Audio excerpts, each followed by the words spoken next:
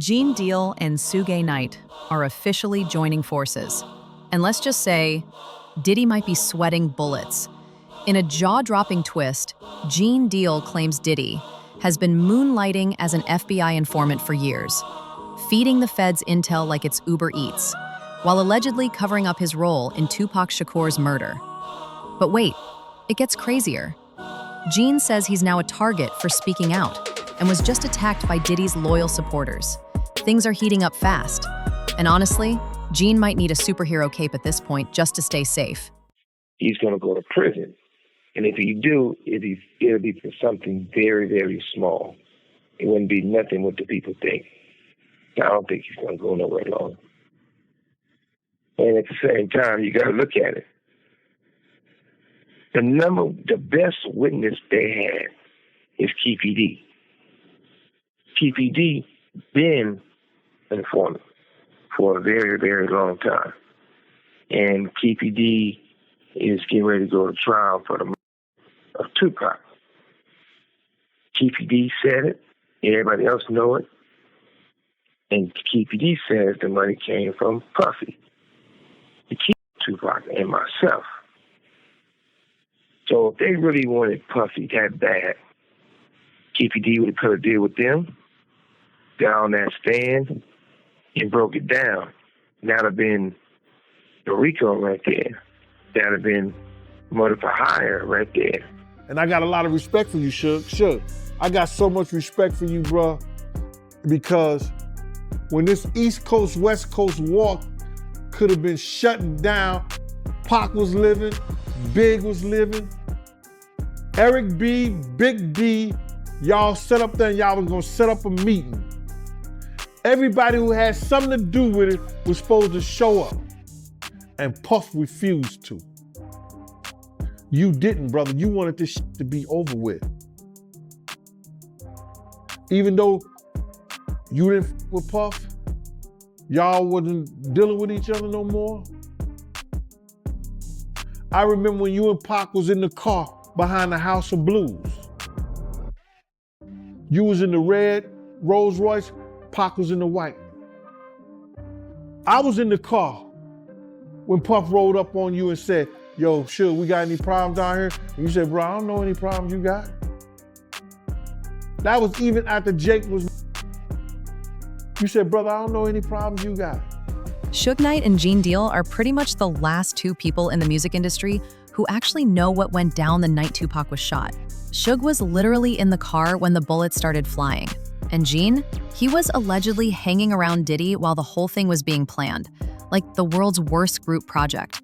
Fast forward to September 29th, 2023, nearly 27 years later, and Dwayne Keefy D. Davis finally gets charged for his role in the drive-by. But now Keefy D's flipping the script in court, filing papers in Nevada claiming that Diddy was the real mastermind, paying him to take Tupac out. According to Keefy D, Eric Von Zip Martin was the middleman in this deadly transaction, and Diddy actually wanted both Tupac and Suge Knight gone. Talk about holding a grudge. Diddy wasn't just playing chess, he was trying to clear the whole board. During the Biggie Smalls investigation in the early 2000s, the filing reads, the three LAPD and FBI agents were part of a task force to solve the shooting of rapper Notorious B.I.G., also known as Biggie Smalls, legal name Christopher Wallace. The task force, through a sophisticated criminal investigation, obtained sufficient evidence that would prove Mr. Davis was the leader of the Southside Crips and his gang was responsible for over 360 kilos of cocaine and PCP. Mr. Davis provided 3 interviews to obtain immunity from prosecution. The final interview were solely questions regarding the Tupac Shakur shooting, which Mr. Davis was also provided immunity from prosecution. So during a December 2008 interview with investigators, that is when Davis allegedly started to spill the beans about his one-time friend, Sean Combs, who he refers to as Puffy. He claims Sean Puffy Combs solicited Mr. Davis to kill Suge Knight and Tupac Shakur for $1 million. Eric Zip Martin, an associate of Puffy Combs, provided Mr. Davis with a gun to exact revenge on Tupac Shakur for the beating Mr. Anderson received. Now, Davis reportedly told the investigators that even though the job had been partially completed and Shakur was killed, neither he nor Anderson ever got paid. He later revealed that he believes Combs had paid the go-between Zip Martin, who he claims kept the money for himself. And he said much of the same thing in a 2009 interview a year later, because according to the motion to dismiss, the Las Vegas Metropolitan Police Department, as far back as 2009, was in possession of the same set of facts that the Clark County District Attorney is now alleging makes Mr. Davis responsible for the Tupac Shakur. The Clark County District Attorney's Office has offered no reason as to why it waited another 14 years to prosecute a case against Mr. Davis. Mr. Davis has been irreversibly prejudiced by this unnecessary delay in prosecution of this case, and Mr. Davis's constitutional rights have been violated in an extraordinary manner never before witnessed in the annals of the American criminal justice system. Just days after claiming Diddy was involved in Tupac's murder, Keffe D mysteriously gets attacked in prison. Coincidence? Please. The man names Diddy for the second time, and suddenly somebody decides to rearrange his face? Yeah, sure. Totally random. Next thing you know, they'll tell us it was just a slip and fall in the shower. We have an update now on Dwayne Keffe D. Davis. He's charged in the murder of Tupac Shakur. Davis was in court again this morning after a fight with another inmate. Fox 5's Mike Allen walks us through what happened. Dwayne Davis is answering for a jailhouse brawl. Here's what court records show, along with images from surveillance video released by Las Vegas Justice Court. On December 23rd, Davis was being escorted back into his cell when another inmate, Rockland Hamilton, who's also facing a charge, is standing to the right by a sink in this room. Hamilton walked over to Davis and squared up, looking ready to fight. They started throwing punches and grappling, and the officer escorting Davis called for backup, gave verbal commands too for the inmates to stop fighting, and then hit them with pepper spray. Before backup officers arrived, the two inmates kept grappling and throwing punches and were eventually separated after backup officers got into the room. Both Davis and Hamilton face battery by prisoner charges. Suge is basically the last man standing who really knows what went down that night. And he's been saying for years that Puffy was involved in Tupac's murder. Gene Deal's been backing him up too, like the ultimate hype man for the truth. Even the cops allegedly knew Puffy had his hands in it, but he never got indicted. Probably because he was too busy leaking secrets to the feds like it was his side hustle. Diddy's been an informant for decades now, and honestly, everyone in the streets knew what kind of person he was. The kind of guy who'll dance in your music video, then hand your mixtape to the FBI on the low. The man that caught my attention, you said that Suge, he's the only one who knows who killed Tupac. Why you say that? Suge was there. Suge was there, and even though you in a hostile situation and you've been, and guns was firing out, you're going to get that glance and that look at the individuals or the people in the car. Like Keffe D said, I spoke to Suge. We know each other from school. So in that time, if you speaking to somebody, you see who in the car. You see who's in the car. If somebody got enough time to speak to you or say something to you and have a brief conversation, they got enough time to get a glance of who in that car. Now check this out. If they know each other and the windows is down and they spoke to each other, you don't think Suge don't know who did the shooting or who was in there? He said, I'll never say it. Because to him, he'll be a rat. Allegedly, Diddy didn't mastermind the hit on Tupac solo. Oh no, he had an inside man at Death Row Records. A traitor. Someone close enough to know all of Tupac and Suge Knight's moves. Someone who could blend in like they were just another guy hanging around the studio, eating free snacks.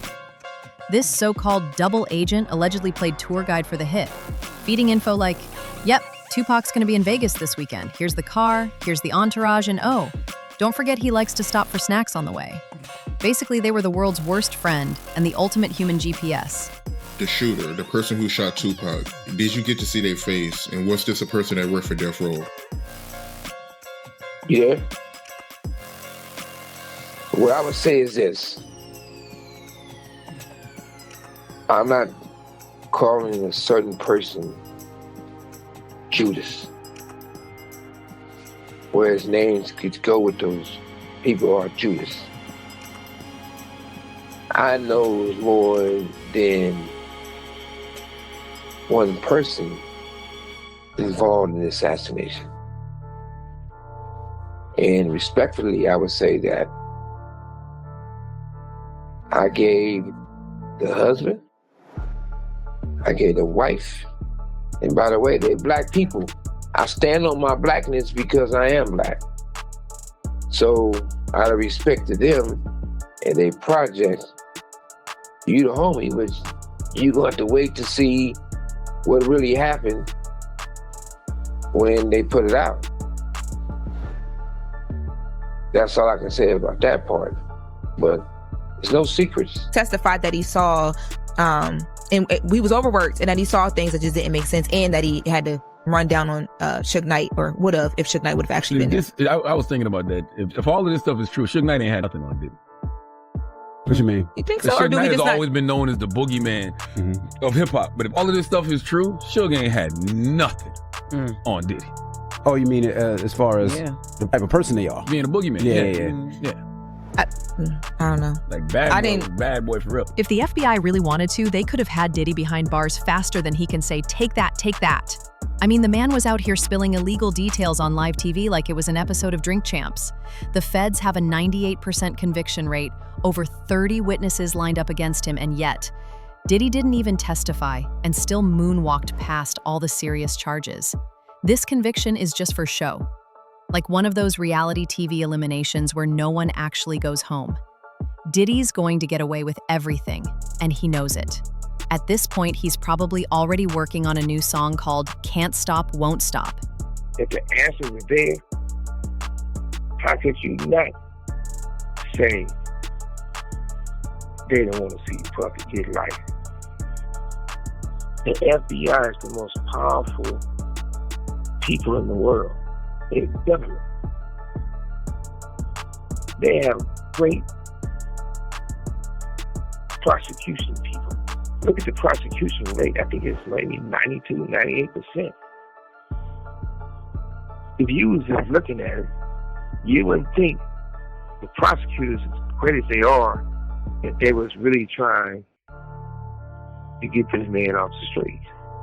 But it's still, if I was Puffy, I'd did some time and got it out the way. Because if he go in there and do a little time, he was going to feel he paid some debt to society. He'd start off where he left. If he get no time, the street's going to know the deal's been cut. If he get no time, nobody in the industry is going to f with it. It's going to be a bad problem for him because Puffy got to have security 24 hours a day. It ain't Puffy can get out of jail and start his own car up and drive around and live life. Him without security, he know he on borrowed time. So he had to have security. Him without drugs, shit, he probably wouldn't be able to have a conversation with nobody. He probably wouldn't be able to look nobody in the eye. He probably wouldn't even be able to bag a bitch. Diddy knows way too much. This man's basically the Alexa of the hip-hop industry. He's been eavesdropping on every secret, whisper, and rumor for decades. Diddy and the other so-called elites have been controlling the narrative for so long, they might as well have a group Zoom meeting every Monday called, "How do we gaslight the world this week?" But then the elites decided he was a problem and had him arrested. And just when you thought we'd see him do the perp walk, boom, he pulls a Harry Houdini and vanishes from the legal system. Why? Because he's been the Fed's #1 criminal informant for years. This man isn't bad boy for life, he's bad boy for the Bureau. The Feds weren't about to let their MVP snitch go down. Diddy probably has his own FBI locker, a key card, and a reserved parking spot that says Agent Love. He's so connected with the Feds at this point, he's one lunch meeting away from getting his pension. Is Diddy at a level of being untouchable where he's protected, or is Diddy a target that they'll eventually put all the blame on him and make sure they get away with it free?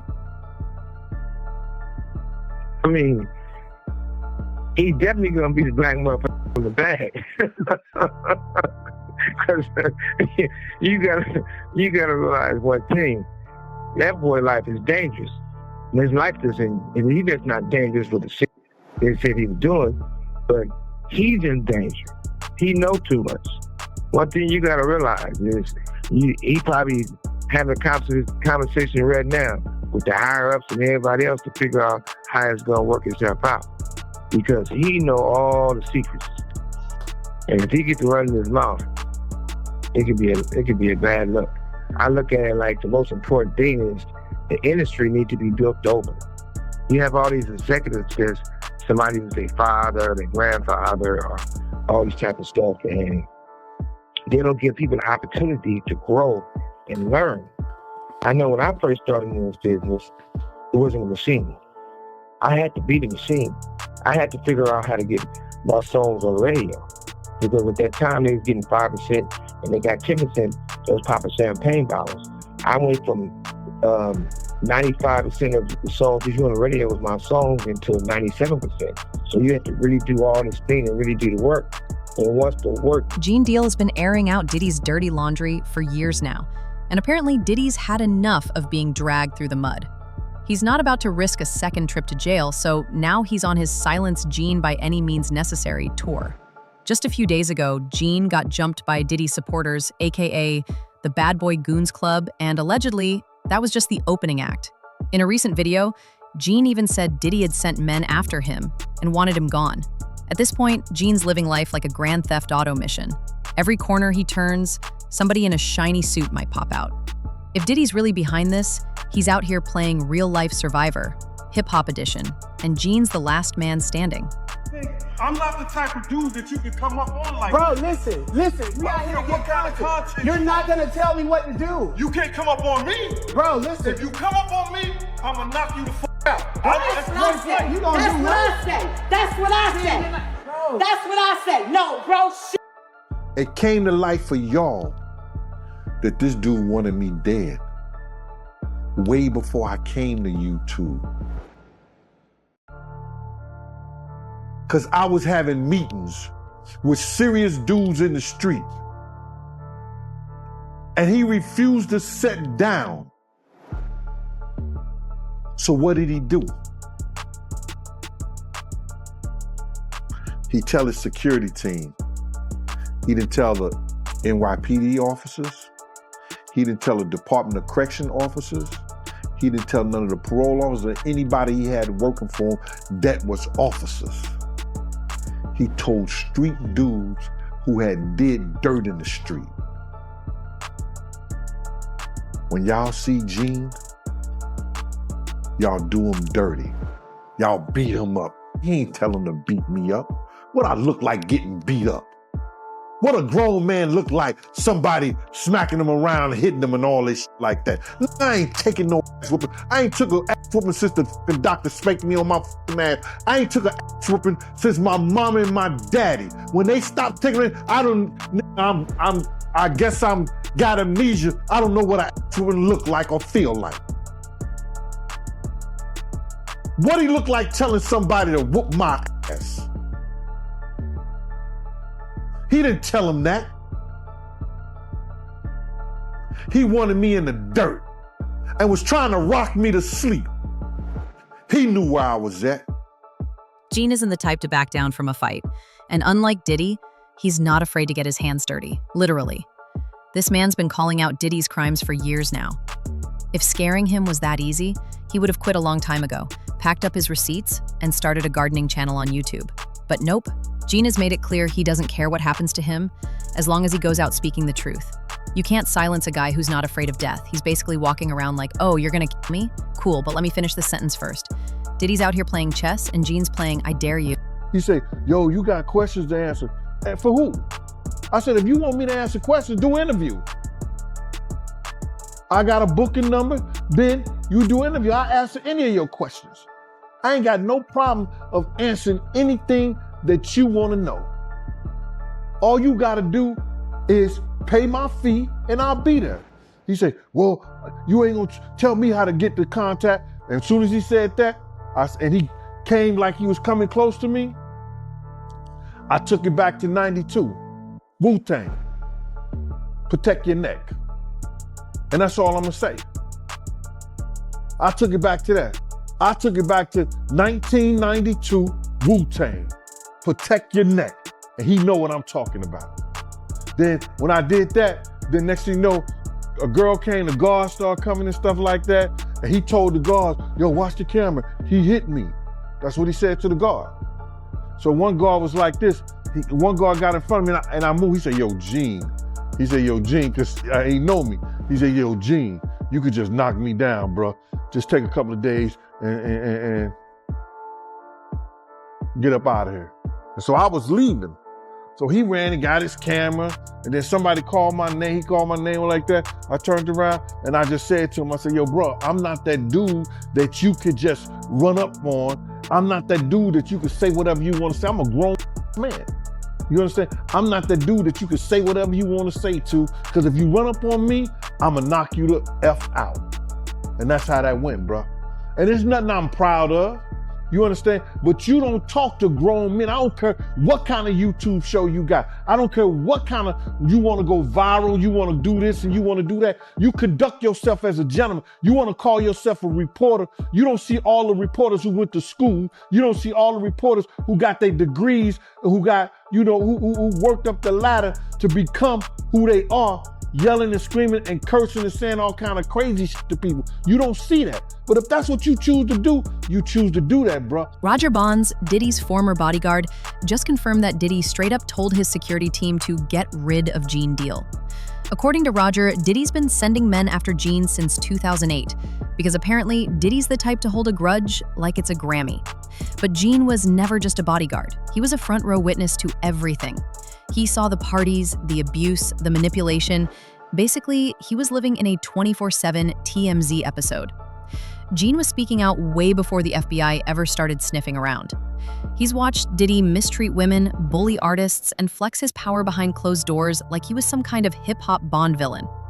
Honestly, Gene has enough stories to fill a Netflix docuseries called Surviving Diddy, The Director's Cut. Sam, but he was like, yo, if y'all see Gene, I'm telling y'all, man, somebody better punch him in the face. Somebody better do something to him, man. He out here doing this, that, and we be like, all right. Okay, so when was this? Because was Gene doing interviews at this point? Yeah, we talking like 2008, 2009. Gene was spreading the word. You know, Gene was always bad-mouthing Gene. Wait, hold on. Vlad TV started in 2008, 2009. YouTube was really early. No, he wasn't doing YouTube and stuff. He was going around talking a lot of shit. And we all from Harlem. So he was just talking a lot of shit. And it's a small, Harlem is small. So what was Gene Deal saying during that time? What did you hear? He basically was talking about Puff and woman. That was going on with him and Kim. Puff being gay, you know, with him and Usher, shit like that. He was talking the same shit that he's talking now on a major scale, but he was spreading it around Harlem. Okay. So it was basically a thing where, yo, if y'all see that, man, I'm telling y'all better hear, he got hands put on him, this, that, and the other, but we seen him. Diddy loves working from the shadows, like the world's most dramatic Scooby-Doo villain. And even now, while he's allegedly sending men after Gene, he's out here trying to convince the judge that he's a changed man. According to reports, Diddy's planning to check into rehab and start therapy for his mental health issues, claiming that's why he was such a disgusting person all these years. Yeah, sure, bro. Next thing you know, he'll blame Mercury being in retrograde for all the shady stuff he's done. Let's be real. This isn't a redemption arc.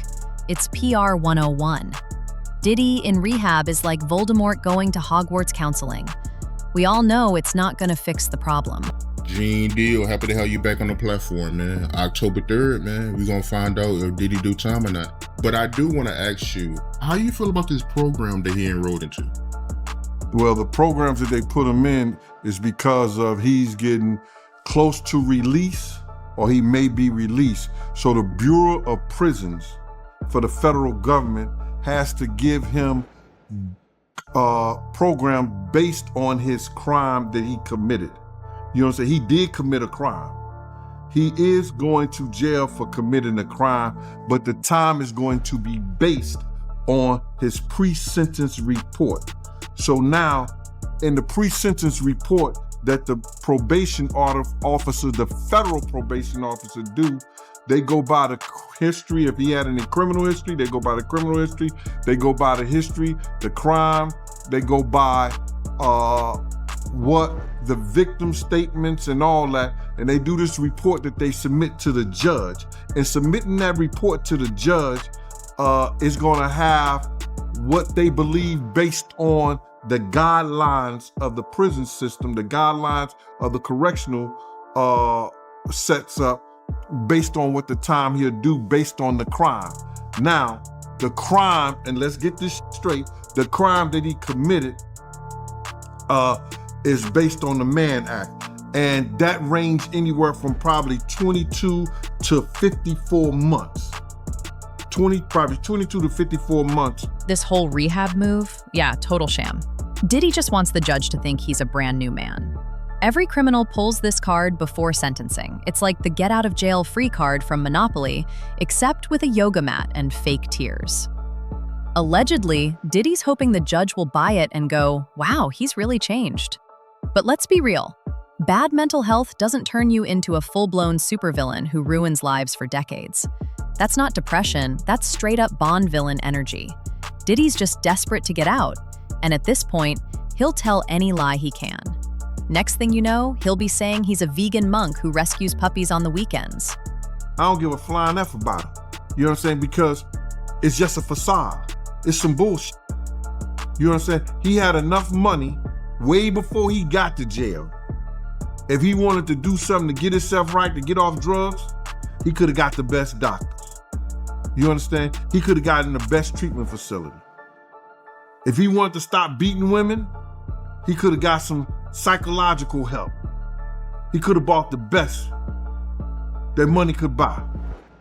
So all this shit is just to get his sorry ass out to jail. And 9 times out of 10, it usually helps. Gene isn't afraid of Diddy. Why would he be? He used to be Diddy's bodyguard. Back in the day, Diddy needed Gene's protection, not the other way around. If anything, Gene was the only reason Diddy could walk through a club without hiding behind a potted plant. Even before the trial, Diddy was already trying to buy Gene's silence. Gene would get calls from people close to Diddy while Diddy was locked up, basically offering him a hush money package like it was a Black Friday deal. Name your price, Gene, just stop talking. And when that didn't work, they started hinting that he'd be silenced one way or another. Gene spent over a decade with Diddy and saw firsthand the kind of monster he was. He knows exactly what Diddy is capable of, and he still chose to speak out. That's not bravery, that's I dare you energy.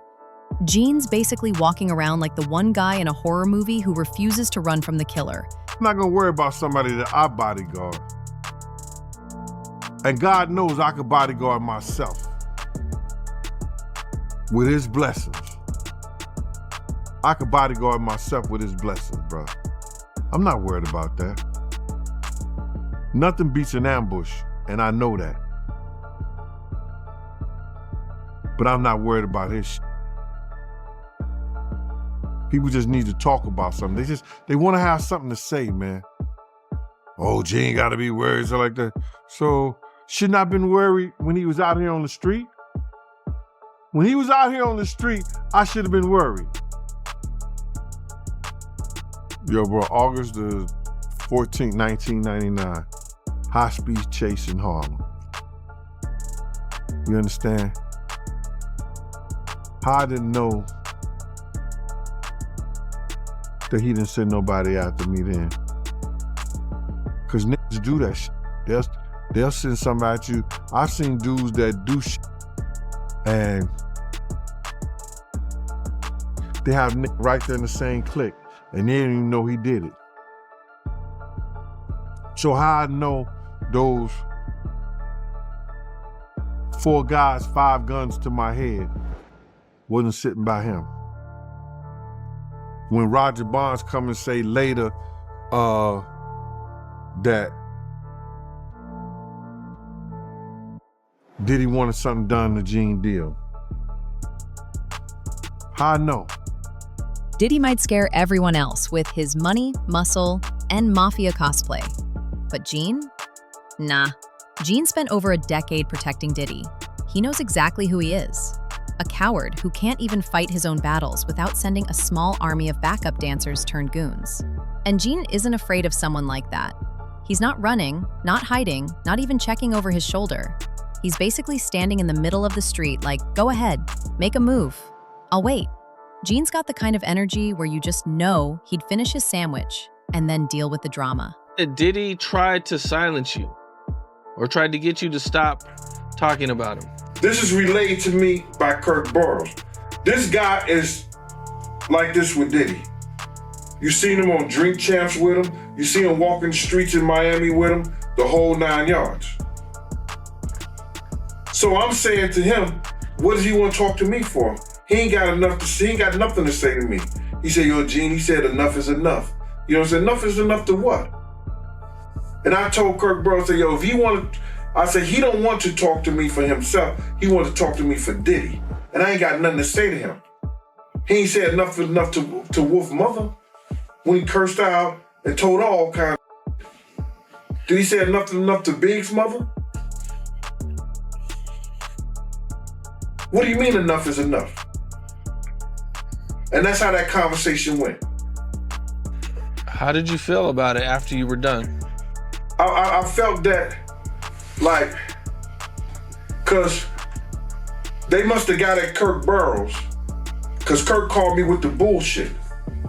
Yo, you gotta fix that. You know this, man, God, excuse me. Listen here, bro. I don't care nothing about none of these industry cats and what they do and how they do it. That's their business. You understand? I don't tell a man how to screw his wife and how to spend his money. You don't tell me what I gotta do with my time. Point blank. You know, do you feel like at some point Diddy could try to come after you or do something, you know, being that he's went after a lot of people, you know, he's did a lot of stuff, as you know about. Cam, let me tell you something, man. If I worried about what somebody would do for me, I wouldn't be the man that I am. I keep my head on the swivel. I do what I have to do to protect myself and my family. All I know is that I know one thing for certain, two things for sure. I got people out here that love me. You understand? Gene Deal is risking everything to pull the curtain back on the darkness behind Diddy's shiny bad boy image. And Suge Knight is co-signing from behind bars like the world's scariest hype man. Sure, Diddy's got the money, the power, and what looks like the cheat code level protection of the system. But one thing he doesn't have anymore? Control of the narrative. Now it's Gene's mic, and Diddy's sweating harder than he did dancing in that shiny suit. So, what do you think Diddy's really hiding? And more importantly, will Gene Deal survive long enough to spill it all? Drop your theories in the comments because at this point, this story has more plot twists than a Netflix true crime series.